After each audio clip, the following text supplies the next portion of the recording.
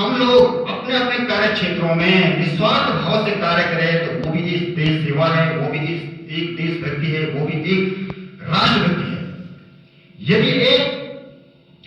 यदि एक डॉक्टर अपने अस्पताल में निस्वार्थ भाव से क्या मरीजों की सेवा करता है तो वो भी एक देशभक्ति है, वो भी एक देश सेवा है।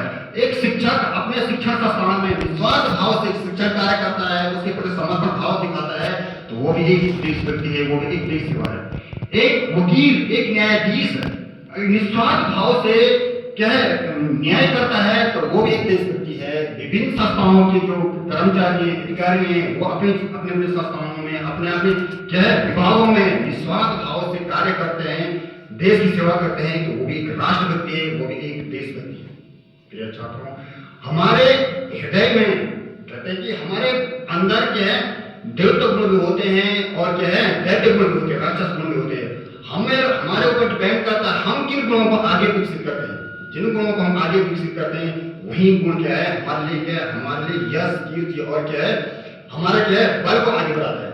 इसीलिए हमें क्या है अपने अंदर क्या है सकारात्मकता लानी है, अपने अंदर क्या है एक अच्छे गुणों को विकसित करना है और वही गुण वही सकारात्मक क्या है हमारे लिए क्या है हमारे तो ठीक उचित है ये, वही क्या गुण क्या है आगे देश के लिए काम आते हैं। और हम जो युवा चाहते हैं हम ही क्या है देश के क्या है राष्ट्र के क्या है निर्माता कहलाते हैं, क्योंकि हम ही से ही क्या है देश की क्या विकसित होता है, क्योंकि हम ही वो जो युवा पीढ़ी है वही एक देश की है रीढ़ की हड्डी कहलाती है।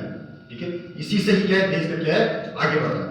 इसीलिए हमें क्या है निस्वार्थ भाव से देश के प्रति क्या है प्रेम की भावना होनी चाहिए और उन वीर जवानों को हमेशा क्या है स्मरण करना चाहिए। वही है क्या हमारे लिए क्या है आदर्श के रूप में क्या है हमारे लिए आदर्श के रूप में जिनका हम आचरण अनुकरण करते हैं। क्योंकि हमारा देश 1947 को क्या हमारा देश आजाद हुआ, उससे पहले जितने भी हमारे